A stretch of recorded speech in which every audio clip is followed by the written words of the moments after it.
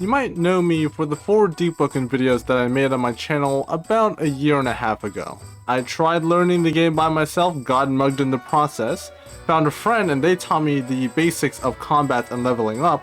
I then became friends with my mugger and we went ahead exploring the world of Deepwoken. We then fought in a gang war and finally killed Duke, my first boss. And after spending 40 hours on the game, well, it's safe to say that this is one of the coolest games that I've found. Not only is this pretty unique in the whole sphere of Roblox experiences, it's one of the most fun games I had while playing through the entirety of my recordings.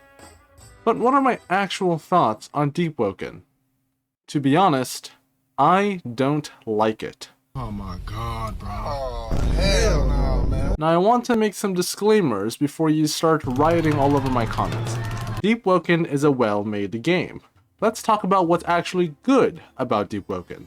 To me, the immersion in Deepwoken is absolutely amazing. I love the world of Deepwoken. It's incredibly varied. You got mountains, you've got deserts, you've got snowy areas, you've got the depths, which I hate being in, but not gonna lie, it kinda looks nice.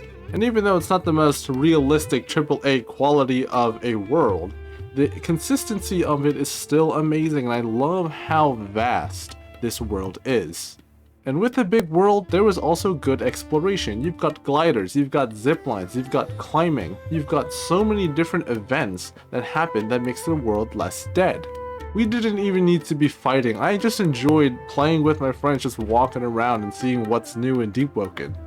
And don't forget the lovely music that Deepwoken has. Noctagonus is the GOAT of composing Deepwoken music. I can't stop listening to this one boss track just because of how absolutely amazing it is. As the composer myself, I have the absolute utmost respect for them.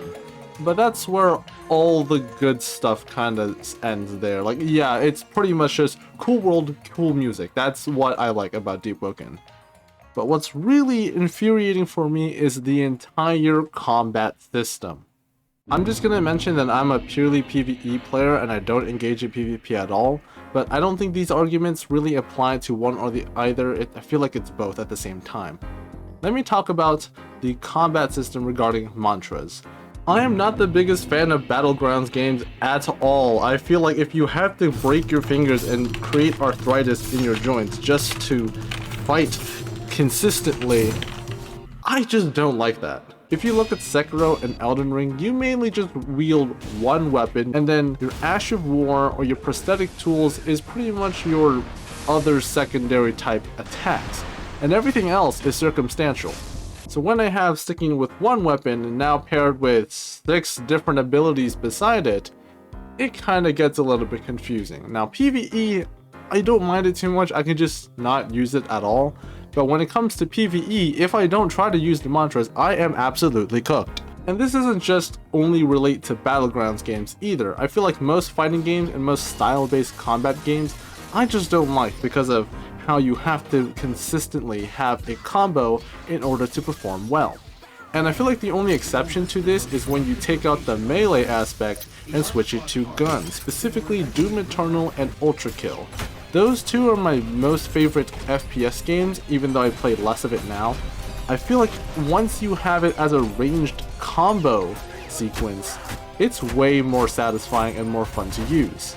And since in Deepwoken it's mainly a melee-based combat system, the whole combo with the mantras don't really vibe with me that well. Now mantras, sure, I can just not use them and we'd be fine. One of the harder things I have to deal with is the fact that you cannot heal mid-fight. Now, maybe there's an option that you can use to maybe heal while you're fighting, but you know, if you're someone like me who doesn't know much of the game and is pretty much early into the game, it's not really a good option. Personally, when I first got attacked, I thought you had to heal by eating.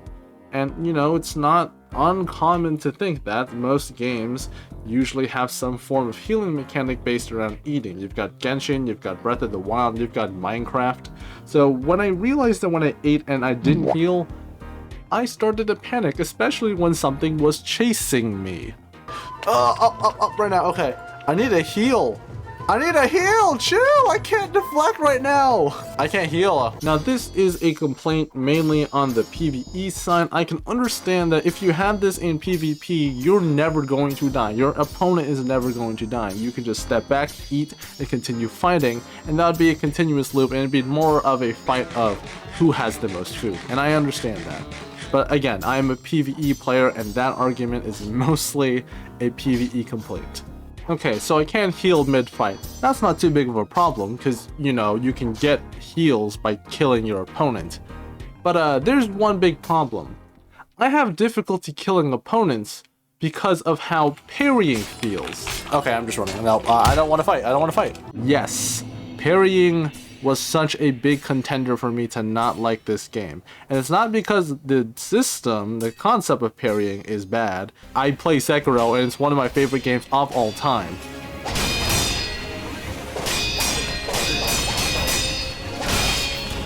I just think that it just feels way different. I, no joke, had to record gameplay of Deepwoken, Sekiro, and Elden Ring with their parrying, and had to analyze the frame data to see how many frames would I consistently parry and how much I had to react in time. It was not fun doing it, I must tell you, it was kind of a slog. For each game, I wanted to make it as quote-unquote fair as possible for me, so I did all the enemies that I was able to parry consistently. So for Deepwoken, it was the Instructor, for Sekiro, it was Genichiro, and for Elden Ring, it was pretty much any soldier at Gatefront. Now I know the spreadsheet looks messy, but I'm just going to go ahead and compile just all the important numbers for you here. So let me explain what these columns mean. Wind up refers to any part of the animation that is pretty much a sign of an attack starting. The attack column is where the enemy is clearly attacking, and this is where I should be paying attention to parry. This is the important part for reaction. Last of all, parry active is as simple as that. It's the amount of frames that are actually used to parry your enemy. For Deepwoken, it was very easy to measure, it was just seeing the glint, but for Sekiro and Elden Ring, I kinda had to guess about where the attack would start attacking me. So let's start with Deepwoken. The average wind-up animation is around 21 frames, the average attack is only about 6.5 frames, and the average parry frame that I have for reacting, I only have at most 4 frames average to get that in. That means that 42% of the attack comes in before I realize, oh shoot, I need to parry. So let's go ahead and take a look at Sekiro next. It's important to note that Genichiro has some attacks that have longer windups, but for the main attack that I usually get, the average windup is 13 1/3 frames, the average attack is almost 13 frames, and the average active parry time is 10 1/3. Now even though Genichiro takes less time to wind up before attacking, I only need to see about 18.5% of the attack before I realize I have to parry, which is a huge amount of time that I get with parrying. Now with Elden Ring, the data kinda looks a bit confusing. You see, instead of pressing parry when the attack begins to swing, you actually press it either slightly before or exactly when the attack begins swinging, and that's why Elden Ring has startup frames with their parries as well. But let's look over the numbers anyway. The average windup is around 38 frames, the average attack is 8 2/3 of a frames, and the average active frames are 9 1/3. Now instead of the amount of the attack it takes before I realize I have to parry, this time I actually have to take 7% of frame data into account before I parry. It's clearly obvious that Elden Ring is harder to parry in Deepwoken and Sekiro, and it's also emphasized for the fact that you cannot parry every enemy in Elden Ring.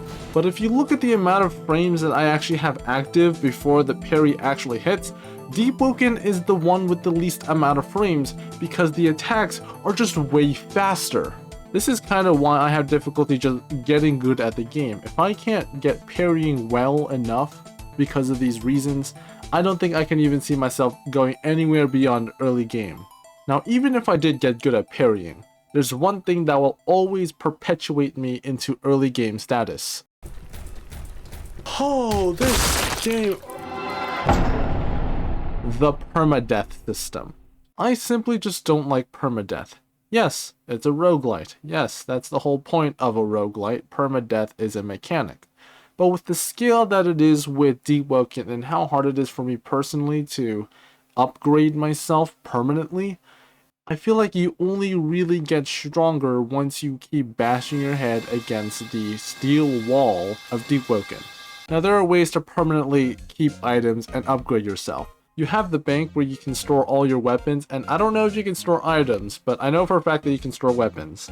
You can unlock some talents by doing certain quests early, and you can have that forever as long as you reach a specific power level. And most importantly, echoes are a form of permanently upgrading, or if you really want to, nerfing yourself. And I don't really see myself worth grinding echoes just to make the game easier. Permadeath might be the killing blow for me for this game, but it's ultimately the issues I've had earlier with the combat and the parrying and the healing that kind of make it a pain for me to deal with permadeath. So those are my real thoughts on Deepwoken, and it begs the question, will I be making more Deepwoken videos? And the answer is, no I am not. The issues that I have in Deepwoken aren't just early game sections, it will span throughout the entire time I will play Deepwoken. And if these are the things that are slowing me down, I just don't think it's worth playing anymore. But don't get me wrong, I loved recording every single video that I made. But it's clear that I enjoyed it because I also had friends playing with me. And while sure I could get more friends to play Deepwoken with me, they're going to be so far and in between that is it really worth continuing a series if it's not consistent at all? So I want to end this chapter of Deepwoken and go back to exploring other games within this cesspool of Roblox slop and find the best gems out there. Deepwoken was one of those gems, so it's time to move on and find another game. So remember, always have a good day, and I'll see you in the next video. Goodbye!